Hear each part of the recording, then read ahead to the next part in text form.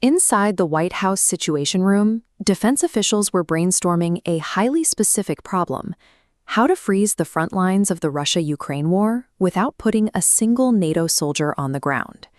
JD Vance put forward a serious proposal. He suggested bringing in the Indian military to deploy across Ukraine as neutral peacekeepers. When Donald Trump heard the idea, he laughed it off instantly. He didn't cite military logistics or diplomatic fallout. His entire reason was a personal conviction that Indians, in his words, don't pay for anything. We know this exact conversation happened because New York Times reporters Maggie Haberman and Jonathan Swan obtained the actual Situation Room audio recordings for their new book, Regime Change. These recordings reveal a vacuum in American leadership. Traditional geopolitical strategy has been replaced by an imperial presidency, where decisions are driven by personal bias and transactional whims. On a personal level, Donald Trump and Indian Prime Minister Narendra Modi share a surprisingly positive one-on-one rapport. That warmth stands in contrast to how he treats traditional allies. He has openly mocked Canadian Prime Minister Justin Trudeau and claimed that Italian and French leaders essentially beg for his favor. Yet despite his liking for Modi, Trump often ignores the strategic necessity of an alliance with India to counter China in the Indo-Pacific. This chart compares U.S. and India trade, highlighting the administration's focus: a $38 billion surplus in India's favor.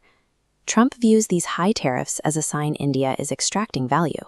He categorizes Indian leaders as tough cookies and business rivals rather than geopolitical partners. Under this transactional doctrine, a nation's strategic value to global stability is secondary to their immediate financial ledger with the United States.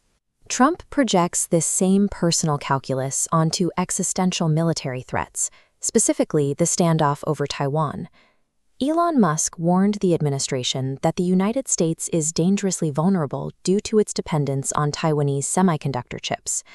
Since Taiwan produces the world's most advanced chips, a Chinese blockade would immediately paralyze the American economy and leave the U.S. military without essential hardware.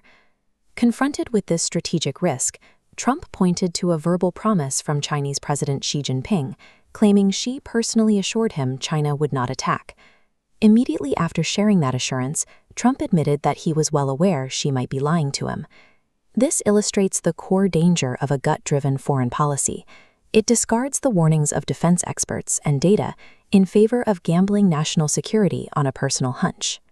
Approaching a potential final term, Trump appears focused on his personal legacy rather than institutional strategy, frequently discarding the playbooks and reports provided by his advisors.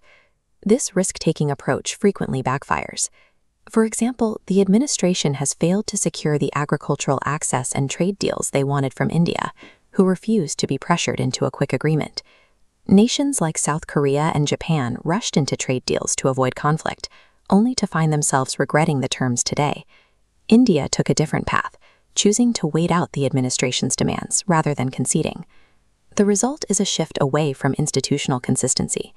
Global players are finding that traditional diplomatic playbooks are less effective than learning to negotiate directly with the unpredictable instincts of a single leader. If you value clarity over chaos, explore more on Clear Lens X.